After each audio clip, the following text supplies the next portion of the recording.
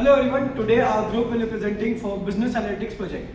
Our task was to take a data set, applying descriptive statistics such as mean, median, mode and standard deviation, and also create graphs to better understand the data. So we choose a data on video game sales which contains 599 games, their platform, publishers, genres and their sales in North America, Europe, Japan and other regions.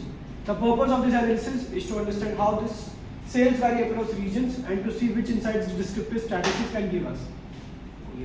Hello everyone, myself Priyanshu and I will be explaining the dataset overview. So here we have 599 rows and 18 columns which are differentiated on the basis of rank, name, platform, year, genre, publisher and sales. So the data helps us to know that which region is contributing how much on the sales and how consistent they are. This data helps us to apply statistical methods for which we at first clean the data so that there will be no duplication errors. Thank you. Good morning, my name is Harsh Jinwala and I will be discussing about the mean. Let us start with the mean. The mean is the average value which helps us to know the central tendency of the data. Then from our calculations, the mean global sales is about 5.75 million units. The mean North American sale is 2.73 million units and in the Europe is 1.73 million units. In Japan it is 0.73 million units and other region is 0.54 million units. This shows that the on average games sell the most in North America followed by Europe while Japan and other regions contribute less on the average. Thank you. Hello everyone, my name is Shreya Kumari. So I will be presenting on median and mode. So next we have the median and mode. This median global sales is 4.01 million units.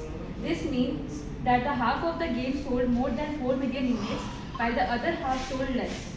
The mode of global sales is around 2.79 million units, which means that the sales figure occurs most frequently in the data set. The difference between mean, median and mode shows the sales distribution is not systematic. A few blockbuster games have very high sales, which pulls the mean higher than the median. Thank you. Good morning, my name is Vihan and I'll be talking about the insights of the report. So I'll be talking about the standard deviation, which basically measures how spread out the data is. So for global sales, the standard deviation is about 5.77, which shows that there is a wide variation in how much the games sell.